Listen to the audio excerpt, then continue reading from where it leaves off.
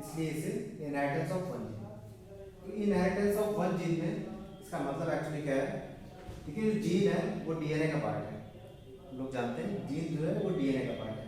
तो जीन से बनता है आरएनए, आरएनए से बनेगा प्रोटीन, और वो प्रोटीन पार्टिकुलर कैरेक्टर को एक्सप्रेस करेगा। तो अगर इनहेरिटेंस ऑफ वन जीन हम लोग पढ़ रहे हैं, इट मीन्स कि एक कैरेक्टर लेंगे, तो वन जीन वन कैरेक्टर।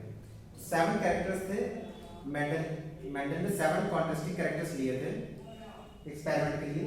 तो उसमें से एक प्लांट हाइट सपोज हम लोगों ने लिया, और एक इनका पेरेंट्स लिया, पेरेंट्स प्लांट्स।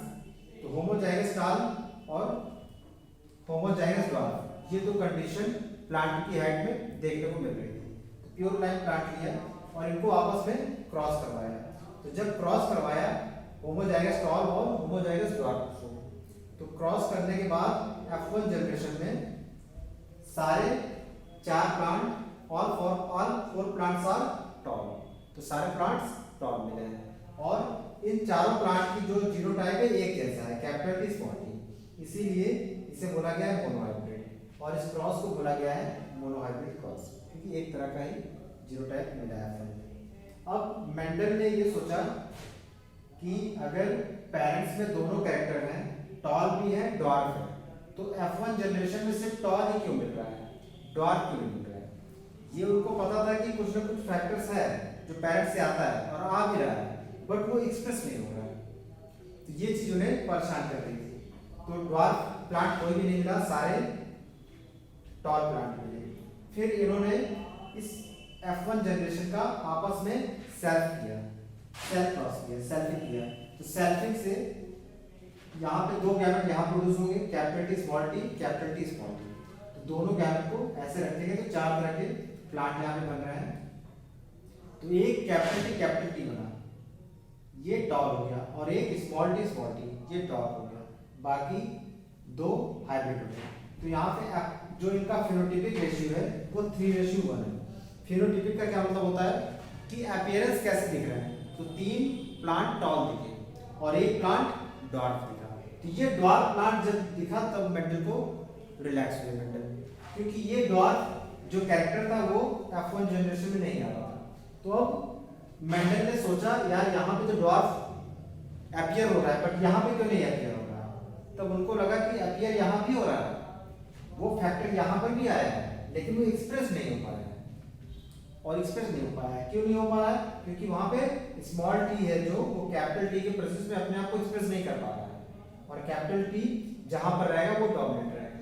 तो जब 2 टाइप के गैमेट मिलेंगे तो उसे बोला जाएगा हेटेरोजाइगस कंडीशन, और हेटेरोजाइगस कंडीशन में जो एक्सप्रेस होगा उसे डोमिनेंट बोला जाएगा। तो कैपिटल टी यहाँ पर एक्सप्रेस हुआ, ये डोमिनेंट है, और स्मॉल टी रेसेसिव है, इसलिए ये एक्सप्रेस नहीं होगा। और इसका जीनोटाइपिक रेशियो अगर हम देखेंगे तो फिनोटाइपिक तो हो गया 3:1। When we talk about genotypic ratio, तो जीनोटाइपिक में कैपिटल टी 1 है, देखिए कैपिटल टी स्मॉल टी 2 बन रहा है, और स्मॉल टी 1 बन रहा है। तो 1:2:1।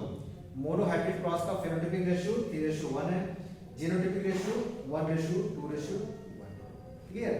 ये इस कंक्लूजन पर मेंडल पहुंचे और इन्होंने अपना पैरा नियम दिया, फर्स्ट लॉ, जिसे बोला गया लॉ ऑफ डोमिनेंस। ठीक है। तो हेटेरोजाइगस कंडीशन में जो एक्सप्रेस हो जाए वो डोमिनेंट है, और जो ना एक्सप्रेस हो पाए वो रेसेसिव है। तो F1 जनरेशन में टॉल प्लांट की सारे बन रहे थे, क्यों, क्योंकि वहां पे कैपिटल टी डोमिनेंट था।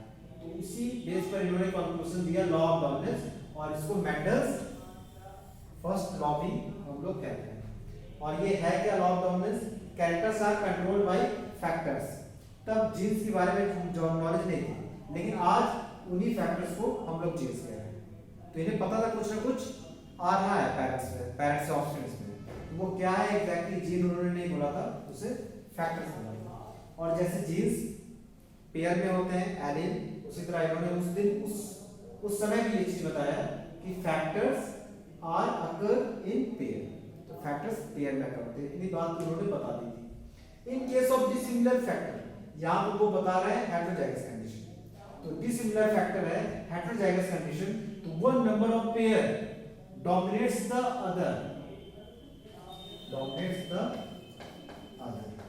तो डिसिमिलर फैक्टर अगर है, ओके, डिसिमिलर फैक्टर है, हेटेरोजाइगस कंडीशन है, तो एक मेंबर दूसरे मेंबर को डोमिनेट करेगा 100%, श्योर है। तो जो डोमिनेट करेगा वो डोमिनेंस होगा, ठीक है। डोमिनेट मतलब एक्सप्रेस होगा, तो जो एक्सप्रेस हो रहा है उसे डोमिनेंट फैक्टर कहेंगे। और उसी का कैरेक्टर है, जैसे कैपिटल टी डोमिनेंट था तो कैरेक्टर टॉल आया, स्मॉल टी प्रेजेंट था वहां पे बट डॉर्फ कंडीशन नहीं है, क्योंकि वो अपने आप को एक्सप्रेस करता है। अच्छा, इनके दो एक्सेप्शंस हैं लॉ ऑफ डोमिनेंस के, मेंडल्स के फर्स्ट लॉ के दो एक्सेप्शंस हैं, इनकम्प्लीट डोमिनेंस और कोडोमिनेंस। यहाँ पर ये कह रहे हैं कि डिसिमिलर पेयर अगर होगा तो एक मेंबर दूसरे मेंबर को डोमिनेट करेगा, मतलब एक की चलेगी, दो की नहीं चलेगी। लेकिन यहाँ पे दो एक्सेप्शंस हैं, एक फ्लावर है स्नैपड्रैगन, इसका एक फ्लावर होता है रेड कलर का और एक प्लांट का फ्लावर होता है सेम स्पीशीज का व्हाइट कलर का। तो दोनों के कॉम्बिनेशन जब हुआ है, जैसे टॉल और डॉर्फ में जब क्रॉस करवाया गया तो टॉल वाले कैरेक्टर्स आए, डॉर्फ वाले नहीं है। तो यहाँ पर भी रेड और व्हाइट में जब क्रॉस करवाया तो F1 जनरेशन रेड आनी चाहिए, बट रेड ना आकर पिंक आया। इट मींस कि रेड एक्सप्रेस तो हो रहा था लेकिन कंप्लीटली नहीं एक्सप्रेस हुआ, कंप्लीटली नहीं एक्सप्रेस हुआ। तो यहाँ पे इस चीज को इन्होंने एक्सेप्शन पे ले लिया है और ये इनकम्प्लीट बोला गया है, बिकॉज इनकम्प्लीट एक्सप्रेस हो रहा है। व्हाइट तो एक्सप्रेस नहीं होने दे रहा है, लेकिन रेड भी नहीं एक्सप्रेस हो रहा है, पिंक आ रहा है सिर्फ। अच्छा, दूसरा एक्सेप्शन है कोडोमिनेंस। दूसरा एक्सेप्शन है कोडोमिनेंस। कोडोमिनेंस क्या है?